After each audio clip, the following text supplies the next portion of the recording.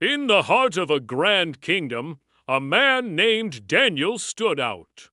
He wasn't just wise, he was exceptionally faithful to his God, a beacon of integrity in a world of shifting loyalties. His excellence didn't go unnoticed.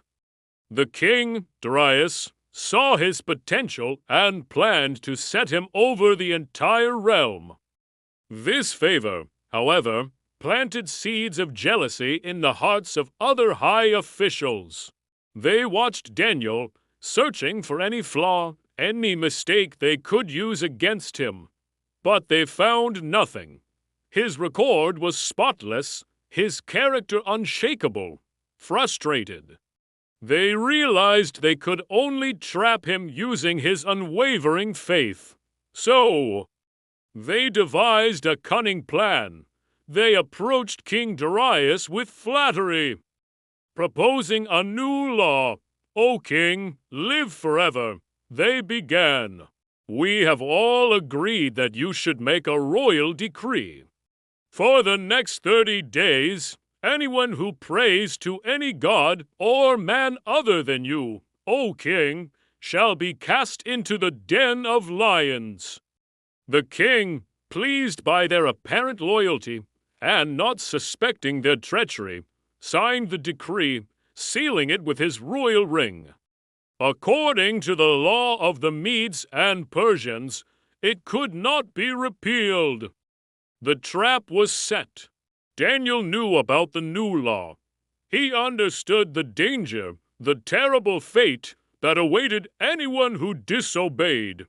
But his devotion was not something he could switch off for 30 days. It was the very core of his being. So, as he had always done, 3 times that day, he went to his upstairs room. His windows were open toward Jerusalem.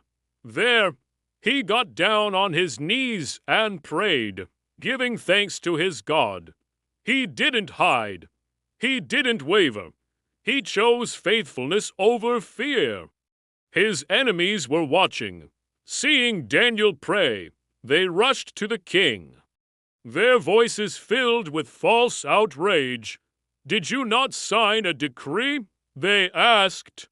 "That any man who petitions any god or man within 30 days, except you, O king, would be cast into the den of lions?" The king confirmed it. Then they dropped their bombshell. That man Daniel, they accused, who is one of the exiles from Judah, pays no attention to you, O king, or to the decree you signed. He still makes his petition 3 times a day. A wave of regret washed over the king. He saw the trap for what it was and realized he had been manipulated. He was deeply distressed and spent the rest of the day trying to find a way to save Daniel. He valued Daniel and didn't want to lose him. But the conspirators cornered him, reminding him, "Remember, O king, that no decree or statute which the king establishes may be changed." His hands were tied. With a heavy heart, the king gave the command. Daniel was brought forth. The king, his voice filled with sorrow, said to him, "May your God, whom you serve continually, deliver you." Then Daniel was lowered into the dark, fearsome den of lions. A large stone was rolled over the mouth of the den, and the king sealed it with his own signet ring and the rings of his nobles, so that Daniel's fate could not be altered. The night was sealed in silence and shadow. The king returned to his palace. A storm of anguish in his soul. He couldn't eat. He refused any entertainment. Sleep was a distant stranger. He spent the entire night fasting and worrying, his mind consumed by the image of Daniel in that pit of despair. The hours crawled by, each one heavier than the last. He could only hope for a miracle, a divine intervention for the man he so deeply respected. At the first light of dawn, the king rose and hurried to the lion's den. His heart pounded with a mixture of dread and a sliver of hope. As he approached, he called out in a voice choked with anxiety, "Daniel, servant of the living God, has your God, whom you serve continually, been able to deliver you from the lions?"